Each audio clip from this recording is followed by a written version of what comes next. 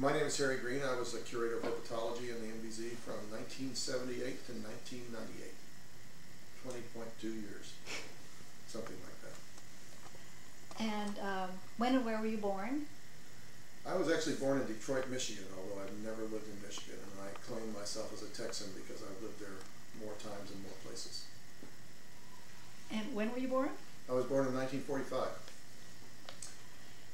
And how and when did you become interested in biology? I became interested in biology somewhere around age 3 to 7. It's not a single point. When I was a little boy, I was given a primer of farm animal breeds. And when we went on Sunday drives and stuff, my big entertainment was picking out the Durocs and the Yorkshires and the Jerseys and the Guernseys and so forth. So I think my first taxonomy was with pigs and cows. And by the time I was 7, my mother was from rural East Texas, and by the time I was 7 on my grandpa's farm, I had encountered in fairly short order a Texas horned lizard and a 3-toed box turtle that I picked up and held, and in both cases it was love at first sight. And soon after that, my father bought me my first reptile book. So, at least by age 7. I saw your short biography on the Cornell website, and I'm just curious, how did you come to be bitten by a venomous snake when you were in your teens? Yes. What was that story? So I've worked with venomous snakes all my professional life, and I've only been bitten once, and that was when I was 17 years old. There's something I call testosterone tyranny that happens to teenage boys, and it makes them more prone to do stupid things. And I was anxious to catch a venomous snake, and I caught 2 cottonmouths without a problem, and then I caught a copperhead, and when I took it back to my home laboratory in the garage, I was measuring its tail tip against a yardstick and not watching what I was doing, and it bit me in the thumb. So I thought, because only one fang went in, and because I'd read about Dr. Fitch at Kansas surviving a copperhead bite with no treatment, and because I knew my mother would make me stop catching snakes if she found out, I concealed the whole thing from my parents. And luckily nothing serious happened, and so by the next day I was fine, and it was years later before they found out about it. And I've never been bitten again. I'm very careful. Now we're going to switch to talking about the research part of your life. What are the main evolutionary questions that have interested you most over the years? So my entire professional career has revolved mostly around questions of species richness variation and behavioral evolution.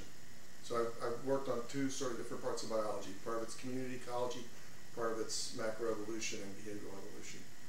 Both of these things involve collecting the same kinds of data. What do organisms do in nature? So I've spent most of my time trying to find out what particular species do. What do they eat? Where do they live? How high above the ground? And so forth. And then I take these data and I use them to answer questions both in community ecology and in sort of macroevolutionary biology. I'm interested in things like what role do behavioral shifts play in the origin of anatomical novelties.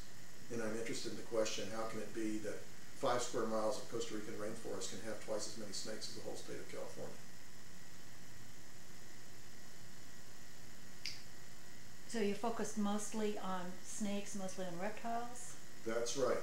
My very first scientific paper was about a salamander. It was 9 sentences long. I was 15 years old when I wrote it. I've never written another paper about salamanders. What was the paper on? Oh, it was pretty cool. I lived in Missouri as a teenager, and I went caving with some college people, and we went into a cave, and I was specifically looking for something called the grotto salamander. It used to be called the Ozark blind salamander.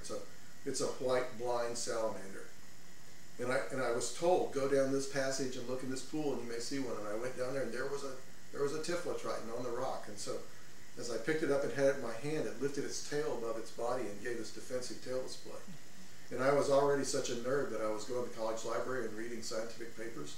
And I had read a paper where this Dr. Carpenter from Oklahoma described the defensive tail display of the tiger salamander. So I thought, well, if he can write a paper based on that, I can write a paper based on that. So I wrote this short little paper and published it in the Bulletin of the Philadelphia Herpetological Society. But since then, I've worked almost entirely on lizards and snakes. And why was that? You know, I think I've worked on lizards and snakes for imponderable, I don't know the answer. I mean, certain species have just seized my imagination. They have something interesting about their biology. I'm sort of attracted to things that are mysterious, and so I especially like things that are secretive and a little hard to watch and things like that. Yeah. The question kind of comes up again. Maybe I'll do a better job of this. No, it's just different angles. Which of your scientific work are you most proud of, and why? Wow. You have such interesting questions in this. Well, I'm 62 years old, and I've been publishing since I was 15, so I've published several things that I'm proud of.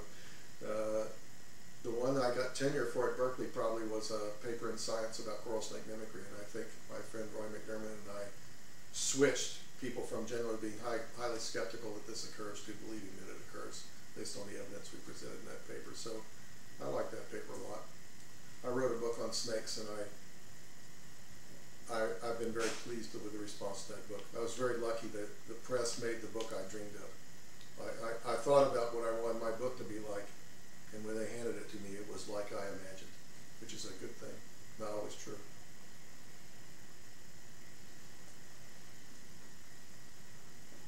Do you feel you've had to sacrifice anything else in your life to become a dedicated and successful scientist? Are there things you would like to have done that are really not possible in this kind of life? So, are there things about being a professional, especially an academic scientist, that constrain your life? And I think anybody would have to admit there are. I mean, I don't know anybody that does. I don't know anybody with an academic position at a research university who gets it done in 40 hours a week. And when I was here at Berkeley, the time surveys usually showed it was around 68 to 70 hours a week for the people who, on average, who were active. So I'm talking about people that are at least doing some minimally reasonable job of teaching, people that are still active in research, and people that are at least doing some fraction of their part of the business of running the department at the university. You can't do that in 40 hours a week, and so I think people inevitably make sacrifices. I've never had children, so that's obviously a sacrifice in the sense that if I had children and tried hard to be a good parent, I don't think I could have accomplished what I've accomplished as a teacher and a researcher. Other than that, not much. I've been lucky in that I really like my job. Not every bit of it, but I like some key parts of it, and so I don't actually look to go on vacation much. I just like to keep going places, but I don't go places to get away from my research. Oh, I'm curious what the parts are that you like least. The parts I like least about being an academic: questionnaires, surveys, most committee meetings, bureaucracy. Those would be the big ones. Occasionally I get tired of whining students, but mostly I think teaching undergraduates is a really uplifting thing. There's another section of questions about teaching, so go into more of those things. Research always has its challenges, disappointments, and negative results. If possible, tell me about one of your biggest research struggles or disappointments. Well, it is true that research often has disappointments. And I'll say at the outset that it also often has surprises, and so actually the surprises often turn out to be the best thing about it. So in a way you can't feel too sorry about the disappointments. But at one time I embarked on trying to understand the entire predatory community, vertebrate predator community in a rainforest in Costa Rica.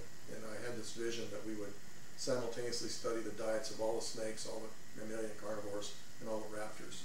And I set out to do that, and it beat me. I didn't do it, and I gave up eventually. I could do the snakes, but I couldn't do all the other things. I think that's in part because I'm not a very organized person, and I'm not very good at managing people. So I think somebody who's better at managing people would have just simply gotten together a big team and organized them and delegated all these chores, and I've never been good at that. I wanted to do it myself, and I couldn't. So that might be a significant disappointment. How would you say the field of herpetology has changed over the years? Field of herpetology changing over the years? Well, there have been cultural changes and there have been scientific changes. So I'll do that in reverse. Scientifically, it's been literally revolutionized by technology. So when I was an undergraduate, my the person I really envied as a biologist was George Schaller. George Schaller's not a herpetologist. He works on big mammals. And I'd already read 2 books by him. And it wasn't that I wanted to go study stinky mammals. It was that I just thought it was incredible. He could watch the same lion day after day. And I wanted to do that with snakes. And I thought we'd never be able to do it. And in the early 1980s, someone invented a way to put a radio transmitter in a snake. And it revolutionized snake biology. Literally even revolutionized the appreciation of snakes, because thanks to telemetry, we learned about things like parental care. We learned about behavioral complexity in snakes, which turned out to be the kind of hooks that help the layperson appreciate these animals. I mean, I can't tell you how many times I've seen an audience light up when I show pictures of parental care in rattlesnakes and talk about that behavior. I mean, somehow the idea that these moms will take care of the baby rattlers gets people over the hump, and they think the snakes are okay. Molecular markers, I mean, it's astonishing what we can do now with molecular markers in terms of figuring out who's the father. Do these females like bigger males or smaller males? Ask the question. You know, do rows make a difference in timber rattlesnake conservation? Ask the question. You can do it all with these sequencing markers from molecular biology. So, you know, when I was here in the in the 80s, I worried a lot about molecular biology triumphing over organismal biology, and now I think we've taken over. We've taken their technology, and organismal biology is just surging. And isn't that wonderful? Now, the cultural thing, I would say the single biggest difference I've noticed is women. So when I went to my first National Herp meeting in 1971 as a beginning master's student, and there were not many women at the meetings. And if you go to a national or international herpetological congress now, it would be, I would say almost always there are more women than men at these meetings. And not only are there more women, there are women studying snakes, women studying venomous snakes, women getting great jobs, women doing, you know, and my life encompasses this transition. So I've been doing this long enough to remember hearing about and then watching that it was true that women did not raise their hands in class as often as men did. I remember seeing that when I got here. And that's not true anymore. Or if it is, it's much more so. So that means just within your lifetimes, there's been this big a change. It's pretty impressive, I think. Do you see that reflected then, the gender change, you know, in the academic positions? It's more slow. It's happening, but it's more slow. Of course, there's a lot of attention to what is happening between all these women undergraduates who seem so enthusiastic. There's a name for this, I'm forgetting it, but there's a triage going on. And attrition. Attrition. And people are actively trying to figure out why that is. Clearly, demands of motherhood is a major issue. Then there are still biases at various levels of the process, so they're cutting into it too. I think that it must be the case, I'm not one to know this, but it must be the case that women are still not growing up with levels of confidence and sort of manners of acting that optimally suit them for really competitive interactions. It's a lot better than it used to be, but it's probably not there yet. I presume this is some of the reason. I happen to be in a department that has a lot of women, so it's a little, I'm not quite sure what to say, because mostly I'm around very strong women who are thriving, and they're in an atmosphere. But that's, I don't know why that is. It may even be completely historical accident, because the department next to mine has almost no women, and the women that are in there aren't happy. So, you know, there's a lot of inertia in these systems. But I happen to be in a department where we have lots of women, and there's not an issue about us hiring women or men. 1 year, I've been in charge of our graduate program for 5 years, and I think one of the 5 years, all of our students we accepted and who came were women.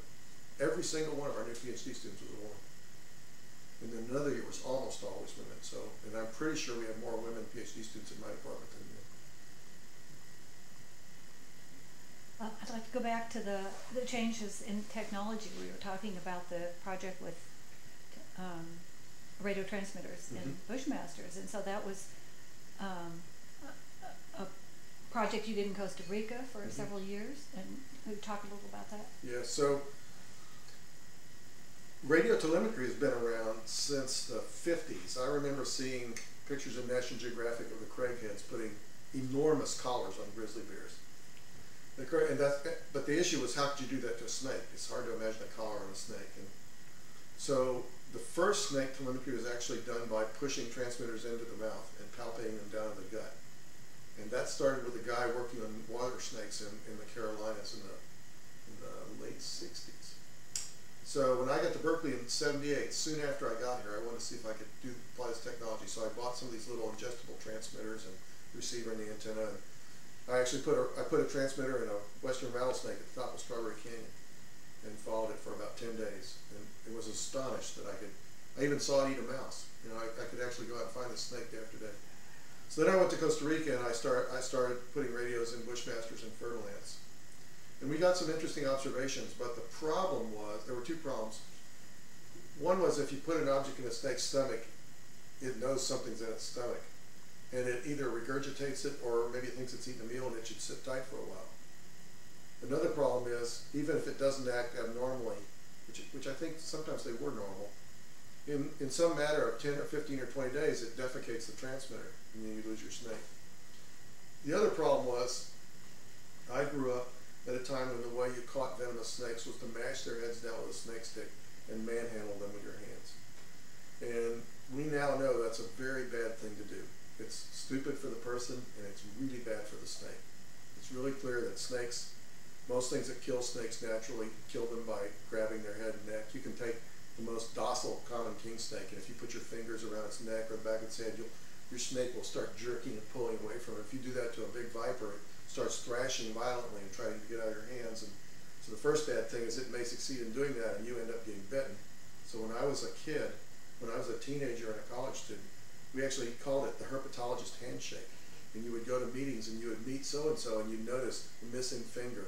There's one guy in particular I remember has a big knob of scar tissue in his palm, and you meet this guy and shake his hand, you're like, well, you know, so that was because of the way we handled venomous snakes. At the same time, Al Savitsky started noticing that when he looked at skulls in museums, he studied snake skulls, he would see a lot of transverse fractures across the frontal bone, stick fractures, the quadrates, stick fractures of the mandible, all from having their heads mashed down. And finally, there were two different people studying timber rattlesnake populations, and one of them said, oh, you can't visit your study site too often or the snakes will abandon it. The other one said, oh, I never see that. Turned out the first guy always manually restrains them, has been bitten 6 times. And the second guy uses tubes and never manually restrains them, has never been bitten. So sometime in the mid-'80s, all this came over me in a short period of time that there was really no reason for me to be taking the risks of handling big vipers. And that it was just inexcusable, especially if you were hoping to watch normal behavior, to be basically traumatizing. So then we got into using tubes and anesthesia. Somebody invented a way to surgically implant a transmitter, and snake telemetry really took off then. Is that too long-winded?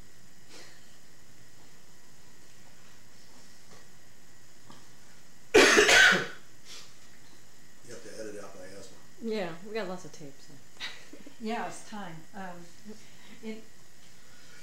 So many interesting questions. In what ways has the MVZ influenced your ideas of research, and how might your research be different if the MVZ didn't exist? So I need to say that my connection to the MVZ goes back probably much longer than either of you realize. So when I was a teenager in Missouri, going to a little bitty school in western Missouri, my science teacher came to me one day and said, the University of Kansas has a program for science students and I want to nominate you. It's called the Summer Science and Math Camp. You go there for 2 weeks. Well, at that point, I'd actually started corresponding with Henry Fitch already. I'd read about him in a book called Handbook of Lizards. I was already fascinated by alligator lizards, and I knew he'd published the first field studies, which were his master's thesis here at MVZ in 1933. So I had already written to Henry, and it must have been an incredibly nerdy letter. But I wrote Henry asking how to sex an alligator lizard, and I still have his handwritten letter telling me how to twist the tail and try to get a hemipenis divert. So I got to go to this science camp the first summer for 2 weeks, and we took lots of classes in labs for 2 weeks, and there were 100 students. And then you could apply to be one of 20 that came back the second summer and worked with a particular professor. So I spent the summer after my senior year in high school working for Henry Fitch at KU, and Henry got his PhD from Joseph Grinnell in 1937, working on the systematics and evolution of West Coast garter snakes. And then he basically postdoced with Gene Linsdale for a year at the Hastings Reservation. And then he went to a job at the San Joaquin Reservation in Madera County and worked there for 5 years. And then he became the resident director of the new KU Natural History Reservation, hired for that job by E. Raymond Hall, who had also been a Grinnell student and had been a young professor here when Henry was a PhD student. In 1961, I started writing to people, so I was 16 years old. I started writing to professional herpetologists. I learned to type, and my mom had a little typewriter, so you know, and so I would write all these people, these famous people. I can't believe now, you know. Hi, Dr. Bogert. I'm Harry Greene, and I live at 408 Anderson, Warrensburg, Missouri, and I want to be a herpetologist. And what are these glands under my alligator's chin? You know, and I wrote to Bob Stebbins, dear Dr. Stebbins. You know, I read about this new alligator lizard you discovered in the Panamint Mountains. Please send me a reprint of your paper and tell me how to become a herpetologist. So then you fast forward, and I was a miserable failure as an undergrad. My GPA, my cumulative GPA at the end of 3 years was a D+. And I flunked out basically, then I flunked out of UT Austin, then I finally sort of pulled it out at this little Methodist school my dad taught in Fort Worth, took an extra half year to graduate. Got drafted 8 days later, went in the Army for 3 years. Got out, barely got into the University of Texas at Arlington, just when they were this tiny little master's program. I wouldn't have gotten in, except they were desperate for a student, you know. And that sort of saved me because then I did fine. Then I was older. So I went to the University of Tennessee, got my PhD, got my first job at the University of Pennsylvania. I knew within weeks I didn't want to stay there. And Bob Stebbins retired. Bob Stebbins announced his retirement. The job opened up at Berkeley the spring of 78, yes. And I had only been at my new job about 6 months and I already hated it. And so I interviewed here. I got the job here, to my astonishment. And I came here almost immediately. I moved that summer. I resigned my job at Penn almost instantaneously, and I moved here in the summer. So I came here having not had a postdoc, relatively naive, never lived on the West Coast, and all of a sudden I'm an assistant curator in the MDZ. And I immediately start becoming very close to Jim, Marbley, and Dave. They were my 3 closest friends here in the museum the whole time. I got along fine with Bill and Ned, but I wasn't as close to them as I was to Jim and Dave. And Jim and Dave in particular influenced my life tremendously. I think of them as my older brothers, and they influenced me both as teachers and as scientists.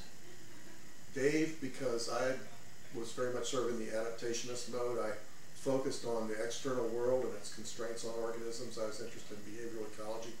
Dave is like no one I've ever known in terms of being able to think about the internal, functionally constrained structural organism. He was almost like the antithesis of me. And yet he liked to do field work. And so almost from the first time I got here, Dave took me in the field with him to Southern California looking for salamanders. And we actually discovered fairly early on that we were so different in certain ways. It was almost like yin and yang, you know. But I was very much influenced by him to think more about constraint, to think more about lineages. It had a big impact on my research program being around then. Jim, it was more the mammalogy in the tropics. So I started working in Costa Rica. I wanted to understand snakes in terms of their environments. And one of the many things I always loved about Jim is I would come back and I'd say, Jim, these bushmasters are only eating spiny rats. He'd say, come on out here in the gallery, boy. And we'd go out and he'd pull out trays, and you know, an hour later I'd had a little short course in proechomes biology, and I would start to understand bushmasters better because Jim was teaching me about proechomes. You know. Then the other thing was the teaching, and that played out in kind of a funny way. When I was originally hired, the main reason I was hired was natural history of the vertebrates. And in fact, it became very clear to me after I got here that that's why I was picked from among the other interviewees. And eventually I was basically told that, but I also sort of figured it out. That to teach that class, you needed to be a bit of an immature. You know, you need to be a bit of a kid. You need to think it's cool to be the first one in the mud. You know, you need to lead them into the mud. And I like doing that. So I think that's why I was hired. And Jim and I taught that together. And he was my hero as a teacher above all, more than anybody else Jim was. So I always felt like I was following Jim and how to be a better and better and better teacher the whole 20 years we taught there. And Dave too. What happened with Dave was there was a sort of a flux about who would teach herpetology and how much and when and so forth. And Dave and I taught it together my first spring here. And we mutually agreed with absolutely no rancor, in fact with a lot of smiling, that we were both too big to be in the same house, basically. I don't remember the exact words we used, but we basically had a conversation one day where we just sort of laughed and said, this town ain't big enough for the two of us, is it? And we had a good time together. We went to each other's lectures, we led the field trips together. But the fact was, we're just both big enough egos. We both liked being in charge. We both liked having the students' attention, and he didn't really, he had other things to do. His evolution course consumed him, and you know. So after that, they actually came to me and said, we don't want you teaching too much. So what we want you to do is, I think it was Dave and Paul Licht who was the chair, and they said, what we want you to do is teach natural history every spring and herpetology every other spring. And we want to make sure we don't make your teaching load too heavy. So that's what happened. When was that? Well, I got here in '78. So the first teaching I did was in the spring of '79. And I taught natural history and herpetology that first spring.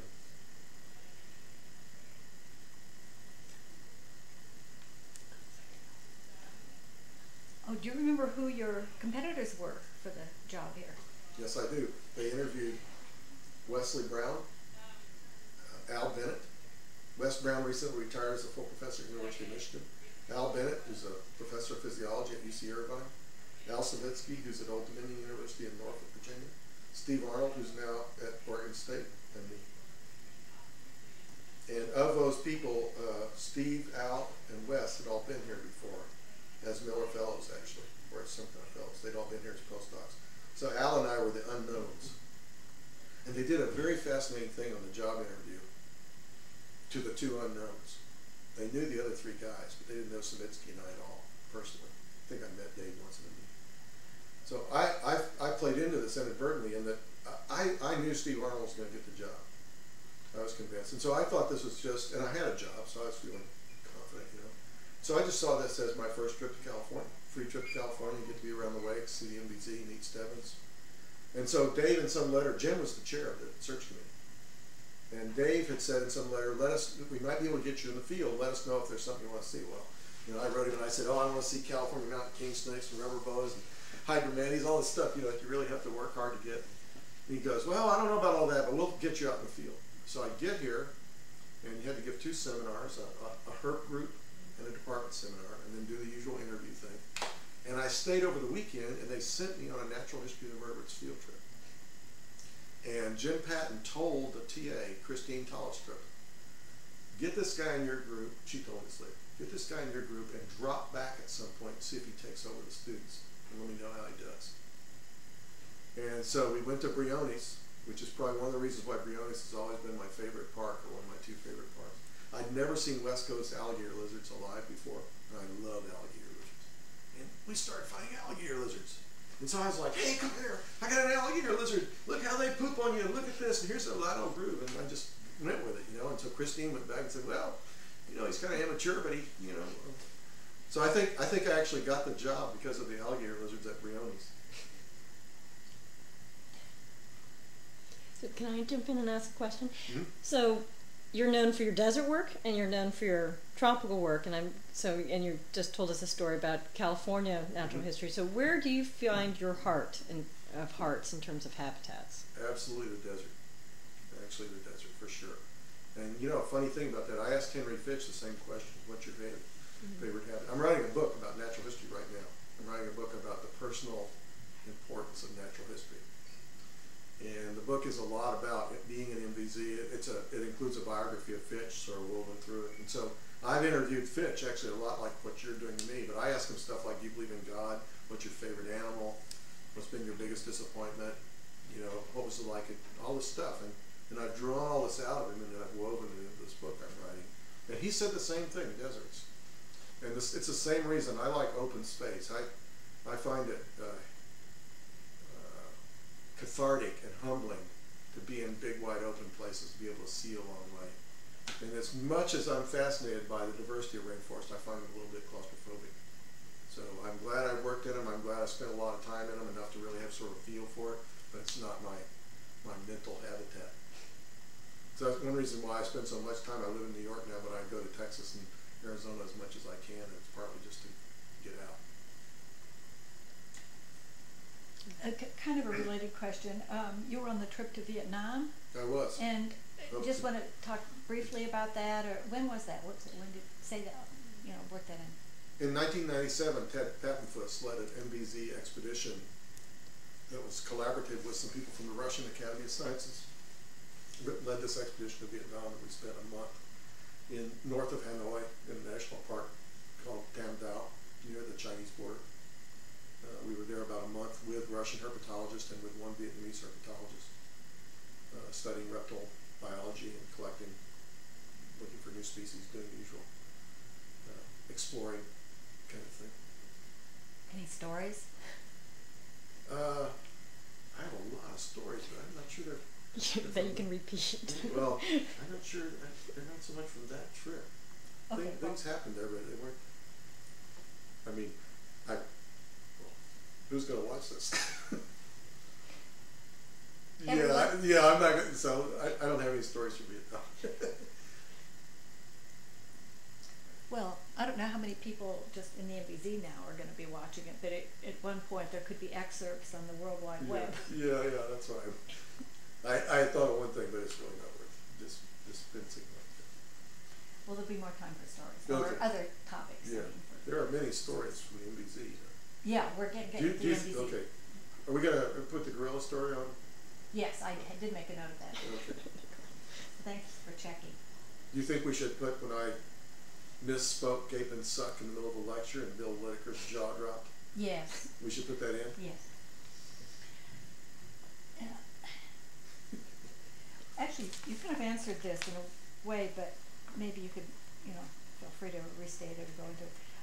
You have built a very successful and influential career based largely upon basic descriptive natural history research at a time when such research has increasingly fallen into disfavor. Now maybe that's turned around these days, years. But, what do you think has allowed you to make such a successful career based on natural history? So it is true that I've basically at the core of everything I've done has been the organism in its environment doing its thing. And it is also true that that seems kind of old-fashioned in some ways. But I think that's an impression more than the truth. I mean, in some ways, sequencing the genome is nothing more than making a bunch of observations of facts of nature. I mean, what could be more descriptive than sequencing DNA? You've only got 4 possible things to say over and over and over and over again. I mean, what could be more simple and descriptive than that? So, I think that but nevertheless, it is true. You might think that it would be hard to be successful in academia in the late 20th century, being primarily a natural historian, acting more like a Victorian than a sort of question-posing, hypothesis-testing biologist. And I've thought about this because it is a little odd. And in fact, I think it's odd enough that I've tried to be a little careful with my own grad students to not have them think that I'm the way to go. I think they need to be more question-oriented than I've generally been. But I think I've succeeded for at least a couple of reasons. And one is to be completely candid about this, or to not indulge in false modesty. I think I have broader interests than most people, and I'm probably better at thinking across topics than most people. And so I think the papers I've written that were generalizing out to questions in evolutionary biology, I think those papers happened and succeeded because I was thinking across community ecology and evolution instead of just within this or within that. I'm a lot more interested in mammals than the average herpetologist. And I think some of the best papers I've written about ecology had to do with the fact that I thought about communities not in terms of narrow taxonomic boundaries, but I thought about communities in terms of functional guilds of predators, whether or not they were lizards or snakes or raptors or whatever. So I think the first reason I've succeeded is because I am an unusually, I know this sounds just like bragging like crazy, but I don't know how else to really tell you the truth. I think that I'm a little more integrated, a little more broadly thinking than most people, and that's compensated for my pretty extreme deficits as a question asker and hypothesis tester. And the second thing, and this is the lucky part, is I got hired here into a place, the MBZ, where this was valued, where there was almost a faith that sooner or later all this mattered, this actually gathering the data. And 2 very powerful people, 3 really, Dave, Marbley, and Jim, all believe in that at some level, and they all believed in me. And those 3 people hired me and stuck up for me, And I'll never know exactly, because you're not allowed to see. I was never privy to my tenure discussion or my full professorship promotion, but I am sure that those three people stuck up for me and said, don't you forget that Harry blah, blah, blah, and don't you forget that Harry blah, blah, blah. The other reason is because I'm a good teacher. And so I think it gets a little hard to criticize somebody if they win the Distinguished Teaching Award, you know? And so, to be completely candid, I think that's how I managed to survive as a natural historian. I do believe that all these observations are valuable in themselves, but I think realistically you need to be able to justify the money and the making of those observations in some kind of broader context if you expect society to support those activities by way of granting agencies and institutions and so forth. Great answers. And that leads us right into the section on teaching and students. What are the most important things about doing science you've tried to impart to your grad students and postdocs and maybe undergraduates over the years? Phew. Take your time. Yeah.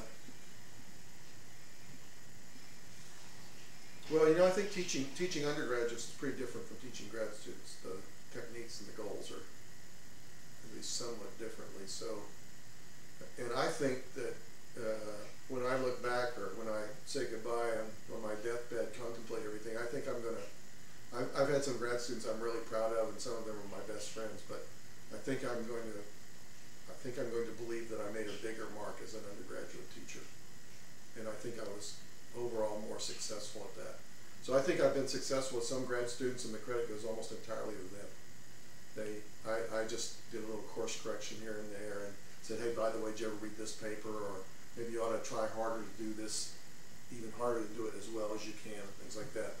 But I don't think I've been not nearly anything like Jim and Dave in terms of a graduate student mentor. But I think I've done much better than average as an undergraduate teacher, and I think I've affected a lot of people. And I'm not just making that up. I get enough feedback. When you've done it for several decades, it's really cool. You start accruing feedback. And so I'm actually still, I got an email last week from somebody who took natural history from me in 1981. That's 27 years ago. And he's telling me about how he's a very successful entrepreneurial businessman, and he uses things he learned in natural history of the vertebrates to be a better businessman.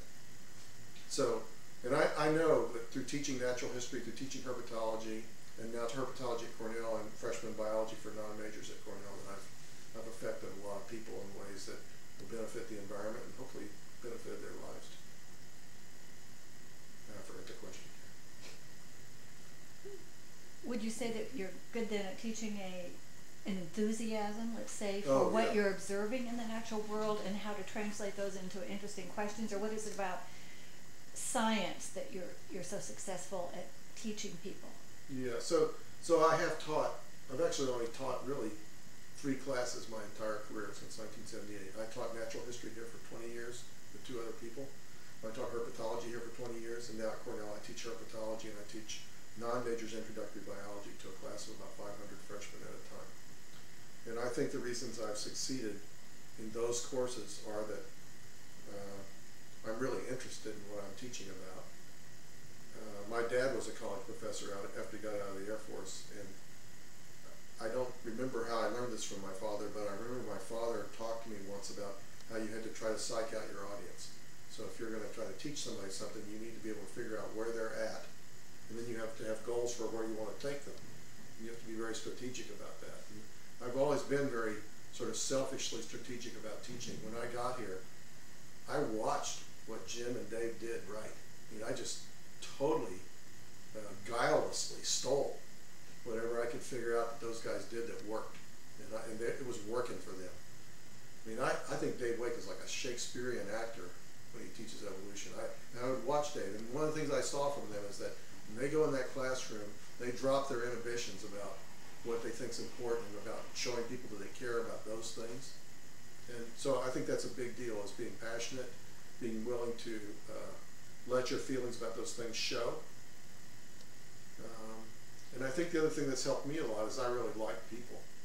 And I like young people, and I actually find it uplifting to work with young people. So So I don't have to put on being interested in them. I really am interested in them, and I mostly like them. There are a few of them I don't like, but I mostly like them. And so that's what I do. I figure out, well, if I'm teaching this, what's my goal? What's their level at now? Where do I want to take them? And how do I get from here to there? And then I try to be very strategic about it. I hope that I seem informal when I'm actually lecturing, but I'm not informal inside at all. When I give any kind of lecture, I've always spent many hours going over my presentation, thinking about what it contains, asking myself, is this going to accomplish what I want to accomplish, and so forth. Just going to babble.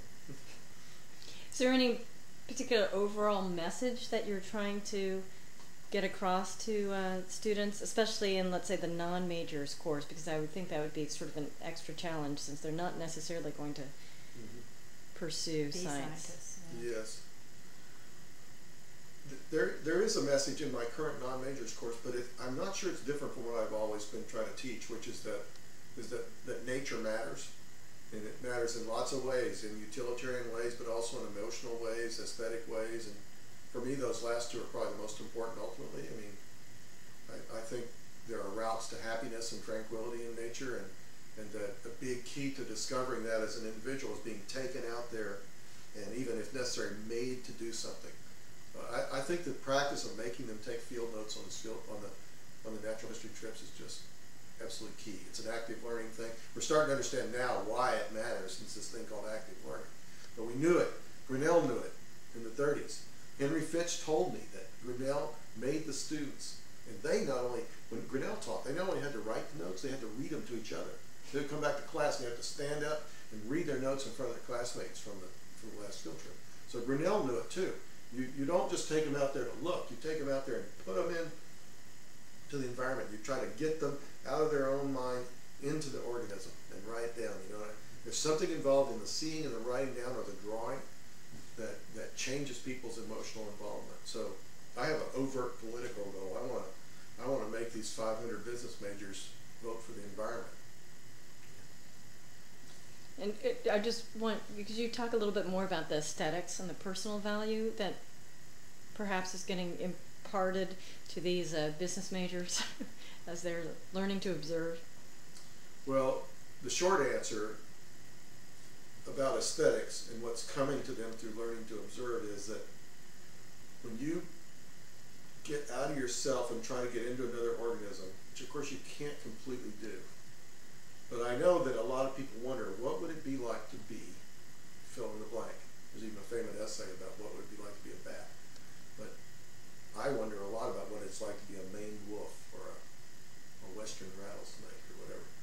So when you get out there and do that, I think what happens is you get out of yourself, you become humbled, you see the world in a much more cosmic, more grand expanse.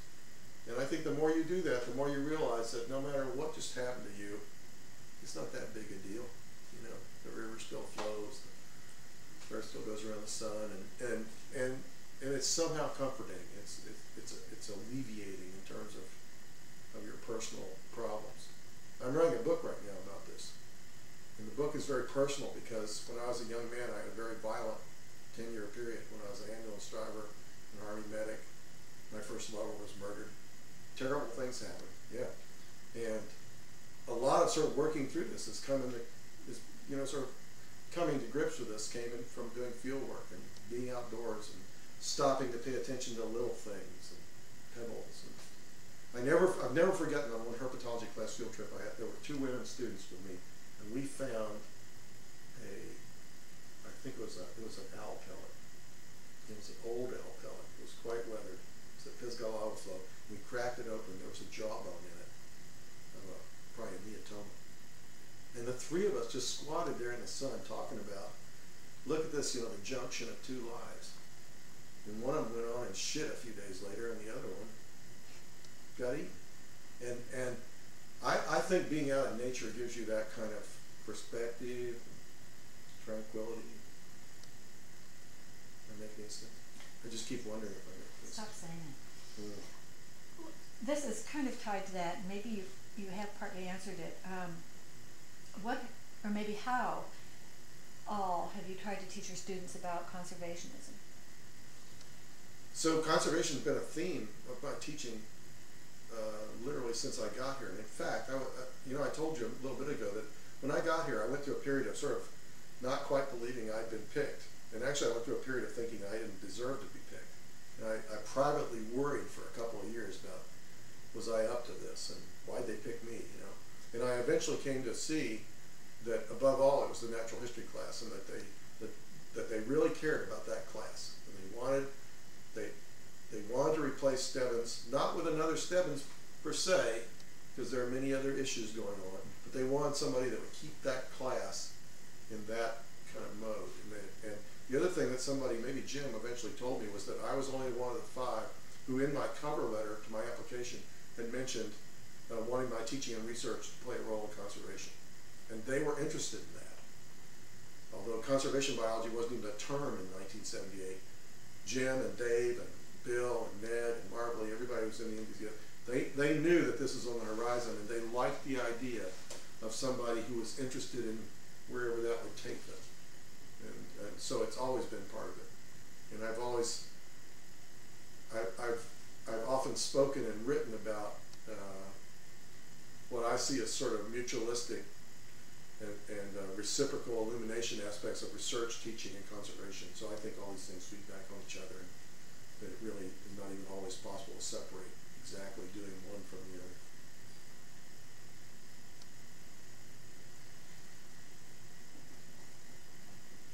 What have your students taught you? What have my students taught me? Humility. Well, for my grad students, I've been really lucky. I've had a lot of bright grad students, and so my consistent experience is that they right away learn all the new stuff and teach me. And the most dramatic example of that is sometime around '82, we got our first computer in the MVZ. There was actually a moment when we had one computer in the Museum of Herpetology, and it was at a desk, and you had to sign up to use it. And there was a printer, an old dot matrix printer, and so you could sign up. So of course the students just learned it instantly, and I was afraid of it. I actually, this sounds ridiculous to say, but I actually didn't think I could do it. And I had a PhD student named John Carruthers, and he was always laughing at me and teasing me. And one day he came and got me. He goes, Harry, come with me up. I want to show you something. I said, okay. Kind of busy. He goes, let's take a few minutes. And so we walked towards this computer, this keyboard, and I saw where we were going, and he said, now sit in the chair. And I said, why? I don't know how to use this thing, and frankly, I don't think I'm going to learn. And he goes, just sit there. And I said, okay. So I sat down, and he said, do you recognize the keyboard structure? And I said, well, it's just a touch typing system like I learned typing. He says, well, that's right. He said, put your fingers on the keyboard like you were going to type. And I said, but I don't know how to use this thing, John. He goes, just shut up and put your finger. So I put my fingers there, and he goes, now just write a sentence. So I went, and he said, look at the screen. And there it was. And then he said, now hit this button. And it printed out my sentence. So it's been like that. As far as the undergraduates go, I think there it's more they sort of rejuvenate me with their youthful exuberance and their naivete and their willingness to try new things. So, you know, a lot of times when people get older, they become more cynical and less tolerant. And I think being an academic around undergraduates, there's a good chance you can fight that off, because yeah, it's true, some of them are jerks, you know, some of them are unpleasant, some of them but most of them are really wonderful people. And the more I get to talk to them in my class, the more I end up thinking, this might be okay, you know. If she's in charge and he's in charge and she's in charge, there might be a chance we can pull this off and make the world better and so forth. So I like it. Have you had a genuine conflict with a student, and if so, how was it resolved? Ever? Oh, yeah. I had one person who was my PhD student had to leave the program here. And we had to ask this person to leave with a master's degree. And it was very unpleasant, very painful. But it just wasn't working. And I wasn't the right, part of why it wasn't working was undoubtedly my fault, but I wasn't the one to fix it. But I had to be the one to initiate. And it was very unpleasant. I had minor conflicts with students about grades and stuff, but nothing. I've never been in trouble or had any big say students have changed over the years, or have they? Well, there have been a lot of minor changes. Could you start over and incorporate the question a little? Sorry. Well, looking back over, so I got here in '78. I've now been teaching 30 years. There have been a lot of changes in how students behave and react. And I'm not sure if any of them are very substantial. They're funny sometimes. When I moved here, you know, I'd grown up a military brat and went to college and university in the South, really conservative background. The first field trip to the desert I went on in my class, I scrambled over the rocks at Darwin Falls, and every single student was naked. And both the TAs were naked. And I'd never been naked with 22 other people before in my life, you know. I'm not sure I'd ever even been skinny dipping. Or if I had, it was only with some other guys or something. And here were all these people, you know. It's like, hey, Beth, how you doing? And so the big dilemma was what to do. And I thought about, well, which would be more embarrassing, you know, to be the only person with clothes on, or to go naked. And I decided that it would be more embarrassing to keep my clothes on. So I took my clothes off and jumped in a little, there's a tiny pool. You could get my whole herpetology class in this little pool. And over the year, and that was really widely true here when I got here. There were skinny dipping events at the lagoons and Briones on natural history Saturday morning field trips. It was like presence of water, rip your clothes off, you know. And then by the end of the 80s, early 90s, that had really changed. And I was very careful to never be the one that instigated this, because I felt that there was this very strong onus that the teacher not place any student in the position of feeling pressured. So I never said, let's go skinny dip, and I was never the one to take my clothes off until other people did. But in the 80s, it was common. An undergrad started a club on one of my herp desert trips called the Naked Nimmy Noosing Club. And to belong to this club, you had to successfully catch a Nimidophorus tigris, a whiptail lizard, wearing nothing but a hat and your boots. And I looked out over the Pisgah lava flow at one point, and there was like a whole crowd of my students naked with nooses in their hands. And by the end of the 80s, early 90s, that didn't go on anymore. And something happened to the sort of culture of undergraduates here, and they just didn't, going naked was not such a big deal anymore. But that's a pretty small change. I don't think I've seen change that I really identify in terms of like less interested, or I don't buy into that. You hear that from some people, but I'm not impressed. I think students they're going to be okay. Most of them. Any bad sunbirds? Yeah, that's always a problem, yeah.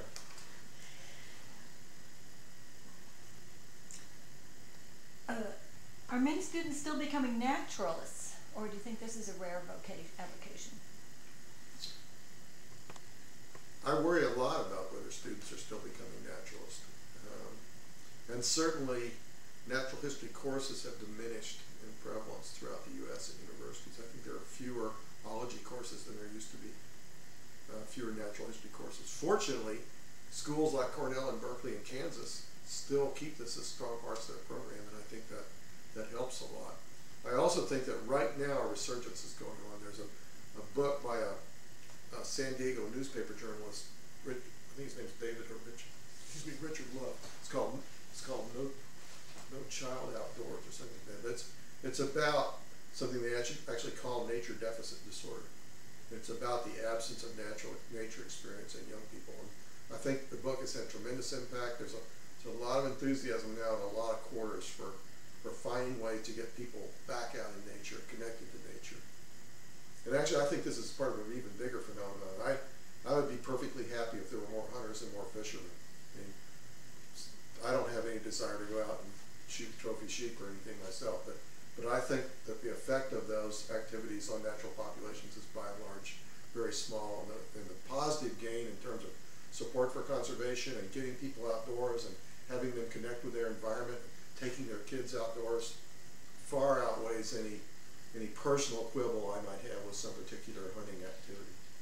So I really support lots of things in that direction. You know, Stebbins has written a book about that, and I'm going to try to get him in for the symposium, so Wow. I hope maybe he can talk to you more about it. I hope so, yeah.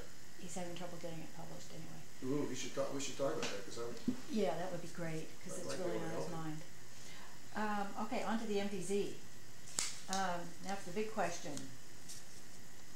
In your own words, who's also dating, how would you describe the mission of the MVZ?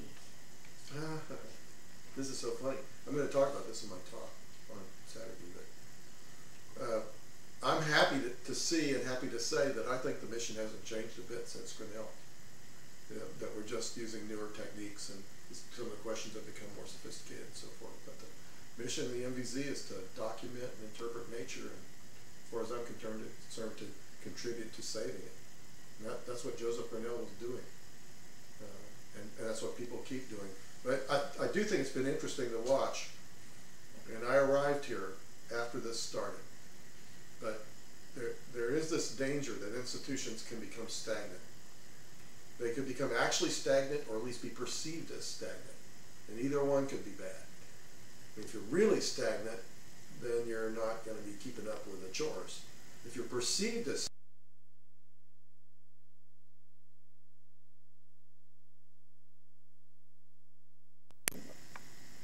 the thing about stories, I have to stick to ones that are... Still tell something about the times, Yeah. maybe, I don't know. But, Yeah. And maybe personalizing some of these characters, otherwise people just have heard about it. And yeah. Okay, you're back. What general shifts, if any, in intellectual emphasis, philosophy, and you've already discussed methods, have occurred over time in the MVZ? And for instance, how would you describe the dynamic tension between field work and lab work as it is played out in the museum? Mm-hmm. So we're thinking about tensions within the institution, within MVZ, between, for example, field work and lab work. And I'm also thinking about conservation. When I arrived here, lab work was already on the scene. Dave and Jim had initiated the Alzheimer Laboratory. I never saw that as a tension. I always thought that was something we did with specimens, just like we measure them, just like we curate the specimens and so forth. So I never felt that the use of molecular markers, even at that early stage, was antithetical to the Grinnellian tradition and method. It was just a new way of doing it. So as I said a minute ago, just in case we didn't get this on tape, I think those two guys did a brilliant thing when they arrived here as young men to bring the MVZ into the molecular age as early as possible. I think MVZ has just tremendously benefited and thrived because of that. It meant that our students were trained in state-of-the-art approaches and so forth. When I arrived, conservation was not a very strong theme in the MVZ. It was always out there, and it's in there. Grinnell talks about it. Grinnell was really into issues of predator conservation and so forth. There's no doubt about it, it's always been there, but it didn't have the strong, what I take to be a much stronger emphasis now. That's my impression. Dave really had a major conversion in 1989 when, at the World Congress of Herpetology, he kept meeting colleagues from other countries, and they kept saying, oh, by the way, I can't find any frogs.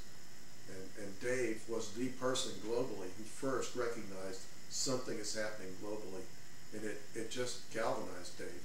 He came back from that meeting, and almost immediately he diverted into this problem, and then he grew in this problem. So that's been a change in MVZ since I got here in 1978, as an increasing emphasis on conservation. I always felt like MVZ people didn't treat education and research as antithetical or as competitors, and I like that. I never wanted my teaching and research to be competitors, and I thought MVZ was pretty good about that and better than the university as a whole in terms of those issues. One thing that's come up in the oral histories over a period before your time, but I'm curious as to whether you were aware of any repercussions from it, and that was when Alden Miller died, and there was a tension over who was going to be The director, and both Starker, Leopold, and Frank Petelka really felt they should have it, and when neither one got it, Starker left the MVZ, and Frank went into IB, moved his office out. Mm-hmm. So, was any of were those tensions still? Other people have talked about that, but was any of that, say, in terms of participation, maybe in MBZ events, or were there other ways that you think that that decision had ramifications into the future? From what I've heard and what I've read, since its founding, there have been tensions between the MBZ and the department. The department was called zoology or integrated biology, but there were tensions in the early days. Henry Fitch talks about the problems he had as a new student because Kofoid and Grinnell were feuding. And when Fitch got here as a new master's student, Kofoid called him into his office and said, "I am not going to kick you out, but because of your disgraceful academic record, I guarantee you will never get a PhD here." And that was because Kofoid and Grinnell were fighting over some issue between the museum and the department. Fitch eventually won out by literally outliving Kofoid, and he chuckles about that up to this day. He also took Kofoid's history of biology course and made an A in it, and that was another way he sort of got beyond this. By the time I got here in 1978, Dave was the still relatively young director. I think he would have been director about 7 years at that time. Paney Pearson had been the director before him. The richest story at the time, though, was going back to when Grinnell died. And you had these two young Turks, both Grinnell students. Alden Miller worked on shrikes. E. Raymond Hall worked on mammals. Both big egos. Hall expected to become the director when Grinnell died. Miller became the director. Hall left in a huff and went back to his alma mater, KU, and started an MVZ basically at the University of Kansas. I mean, they use exactly the same field note formats and everything. Hall was a very eccentric person, and he added his own eccentricities. But even that was kind of Grinnellian to be eccentric, so that was actually deeper than this thing of. So after Miller died, and Miller died relatively young of a heart attack, I believe, or of cancer, I can't remember, of a heart attack. And so I guess Paney became director then? He must have, because I think we've only had about 4 or 5 directors. But or Starker was acting director. That may have been true. Starker may have, but I don't know much about that feud. When I arrived here, Starker was over in Mulford. He would come around from time to time. You'd see him. We all knew who he was.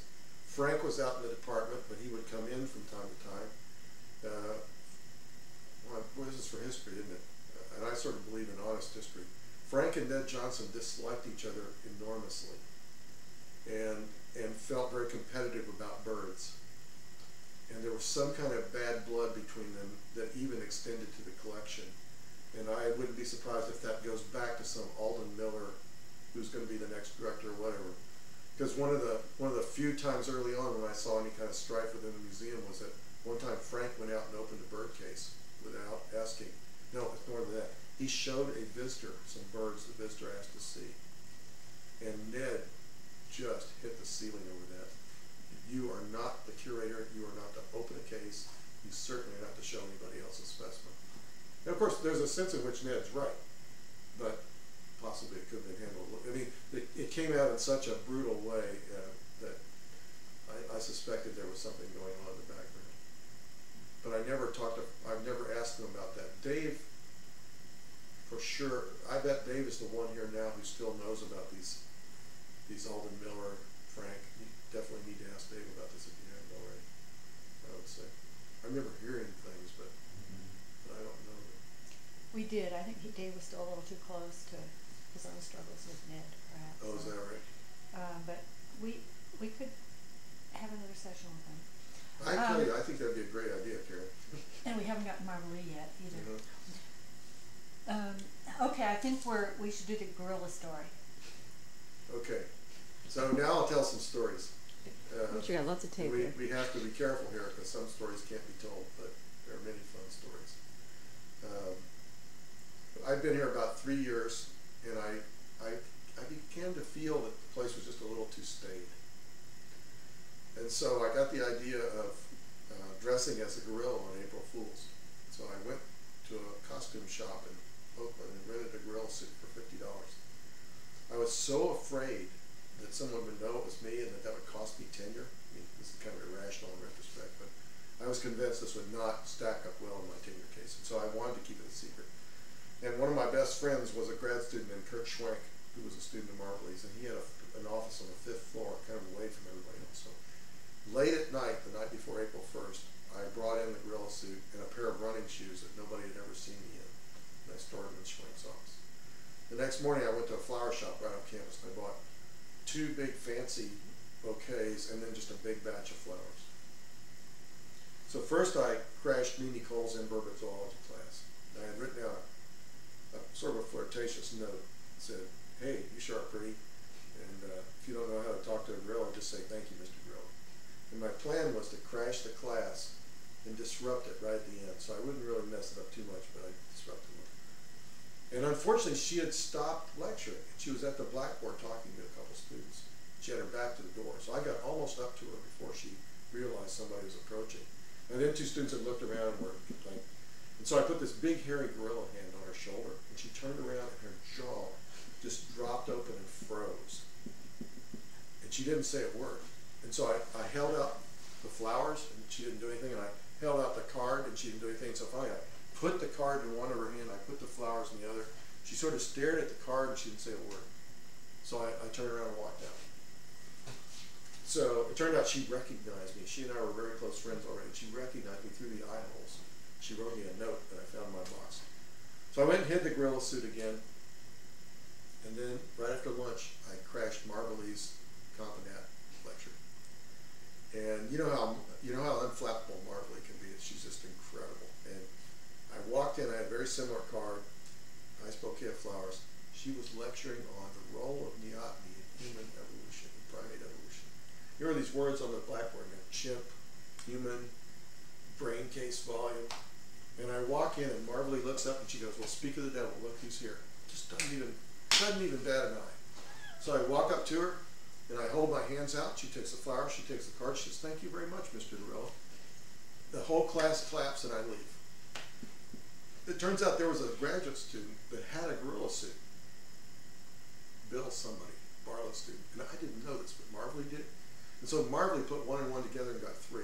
She immediately concluded with certainty that that was Bill Rogers. And I let her believe it for 3.5 more years till I got tenure. I didn't tell anybody who it was at that time. So then I went down to the MBZ front office, the old front office, and the administrative assistant at that time was a woman named Alice Landauer. And Alice ran a tight ship, and she was a force to be dealt with. She even once followed me into my office and slammed the door behind her to give me a talking to about something I had done.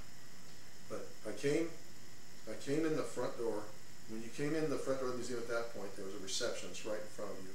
And immediately to your right was a door into Alice's office, a wall, and another door into Alice's office. And then you went past the receptionist back into the museum this way. So I came in there to give this batch of flowers to the receptionist. When I walked in the front door, I looked like this. And there's Patton, and he's leaning over a desk. And he's really upset. He's pounding the desk like this. And Alice is looking up at him, and she's really upset. She's got one finger up in the air. She's waving her finger in his face, and they're just yelling at each other, really going at it over something. So I'm like, ooh, you know. So I run past Lucinda, the receptionist at the time. I give her the flowers, and then I think, well, and so I turn right just on an impulse, and I go in Alice's back door. And when I come in, Alice looks up and she goes, "Oh my God, Dr. Patton, there's a bear in here." And Jim, bless his heart, the only thing is to ID the mammal right. Jim looks up and he goes, "Alice, that is a goddamn gorilla. It's not a bear." And he goes right back to arguing with her. And I was so dumbfounded, I just left at that point. But I thought, that is our Jim. ID the mammal right. You know? So that's one story. Did you know that story? You've heard it before. I'll never tell it again. No, it's a great story. I love it. But it's true. I read more details. Huh? More details, and it's an interesting study in human reaction. Oh yeah, it's fabulous, you know, just fabulous. Yeah. I never heard it from the gorilla, perhaps, though. Oh yeah. I think I'd heard it from Patton. Yeah, from Patton. It's 4:30 right now. I don't want to make anyone upset. I don't know where name Vance is even. But. Well, no, but I mean, well, I don't know if how one many of us should more go look for him. questions We've really kind of covered. there's, you know, a couple of questions, kind of iconic. What, if anything, would you say is special or perhaps even unique about the MVZ compared to other research museums? And, you know, now that we're here at the Centennial, how would you like to see, or how do you see the museum being in 100 years? So we're sitting here at on the 100th anniversary of MVZ, reflecting, aren't we? Yeah. So I'm thinking of two really special things. One of them has to do with really the long-term mission and the sort of soul of the museum, and that is, this is a specimen-focused institution. And, you know, I think Grinnell's brilliance was to see the collection of a specimen as going beyond just the organism, but it had to include detailed field notes. You had to do a very careful job of cataloging it, all this stuff, you know. So we have this Grinnellian legacy of the carefully documented specimen. And we know, by the way, we're seeing through the Grinnell project, I don't know if you know, but I have a PhD student from Cornell who one chapter of his dissertation is to use the MVZ 1950s expedition to his little home state of Aguascalientes, Mexico. And he went back 2 years ago and redid all 12 localities of the MVZ expeditions, and has now written, actually the paper submitted for publication already, comparing 12 localities spread throughout this very interesting little state, which crosses about 5 major biotic regions, and look at it change over a 50-year period from the standpoint of MVZ documented materials approaches. So Jesus went back, his name's Jesus Segal, and he went back and found all the localities, rephotographed all of them, refield noted all of them, recollect all of them for herps, and asked the question, you know, from this sort of point of view, how's my little state changing? And so I predict that, I certainly hope 100 years from now, it's still organism focused, and it's still like an institution that's iconic for that, for being organism focused. Now I think we have a much more complex and broader view now of what a total specimen is. I mean, now a total specimen includes a tissue collection, maybe it includes a sound recording, perhaps it includes some video. I mean, we're in a place where people take videos with their phones. So imagine what you can do now in terms of documenting. Think of all the ancillary material we can now have archived and indexable with a specimen that Grinnell couldn't do. So that's what I imagine is we're going to just keep doing this. We're going to keep finding new ways to amplify what we can know and record about a specimen. And we're probably also going to find new ways to go back and forth through time using these materials. We already are doing that, getting DNA from old specimens, comparing collections now with collections then, and so forth. The other thing I would say that I always think about is I've given seminars at least 50 or 60 universities in this country and other places. And I have never been at any other institution, nor do I know of any other institution, in which something like museum lunch happens. It's just astonishing to me that with as little advertising, maybe you do more now, but when I was here, we did almost nothing. I mean, you penciled in who's the speaker. You wouldn't even know. And I think that part of the fascination is that people go to that not knowing who's going to speak today, and they just go to MVZ lunch. And so what a thing to have 40, 50, 60, 70 people pile into a room with their lunches every Wednesday, all interested in evolutionary biology and vertebrate biology. I don't believe there's another place on earth where that happens. I'm not aware of it. There are other great institutions, but I'm not aware of any other one that does that. Any message for future MVZers? Ooh, I'm trying to think of something that wouldn't be cliche, you know, like onward, things like that. Keep up, you know, keep the faith. I think I do think that the rewards to the person are great. I certainly reflect on that a lot as I get older. The rewards to me of having been here. I really do think of it as a treasure in my life to have spent 20 years here. Yep. You're so quotable, Harry. Yeah. You want me to tell a Vance story? Yeah, I was going to say, any more stories? Here's an MVZ story. So I was taking my herp class to the, I'm going to tell two stories. So I taught herpetology here for 20 years. And I came here to replace Bob Stebbins, who is, people used to call Bob the Dean of Western North American Herpetology. That was a nickname for Bob. And I had written to him as a teenager, so it could have been tough. I mean, if he were the kind of person that would have made me feel like I was filling his shoes, I mean, that would have been a ticket. That would have gone right to insecurities. That would have been a tough thing. But fortunately, Bob was really nice about it. He very much didn't interfere. When I went and asked him for advice, he would give it, but he never sought me out to tell me that he thought I should keep doing something the way he did it and so forth. But so when I got here, I did talk to him about teaching herpetology, and I talked to Dave about it. And there was already a sort of tradition here of taking 2 field trips, one to the north, to a moist environment, mainly for amphibians earlier in the spring, and one to the Mojave later in the spring. And so I kept up that tradition and looked for ways to refine it. And one of the things Stebbins told me that I tried and that I always did, and I think this worked like a charm, is we would leave. I always arranged it so we didn't leave very early on the day we left for the Mojave. Our first campsite was always just outside the Desert Tourist Reserve, about 5 miles north of Cal City. And there are a lot of little 2 tracks down there, and so we had a particular place where you could just drive 2 miles down a track and be on the western border of the reserve, and you could just pull out into the creosote bush and camp. It's not a campsite. And I always engineered it on Bob's advice so that we got there after dark. And the reason was to have the students not know where they were and to not see what it was like. I wanted them to wake up at dawn in their sleeping bags, hearing the horned larks, smelling the flowers, and then peeking out and finding themselves in the desert. And I wanted that emotional gut punch right from the moment they woke up, and I didn't want them to slide into it by driving into it that first afternoon. So I always arranged it that way, and I got that trick from Bob. And the other thing was this earlier trip was sort of a shakedown cruise. It was shorter, so we'd go to the Mendocino County, Sonoma County. Eventually worked into a scene where we always go to the Eel River and sort of make that our base camp. And so that's what I did, was I'd go there for 3 days, Friday through Sunday, and then for desert we'd go Thursday through Monday, longer trip. The students, of course, many things happen on these trips.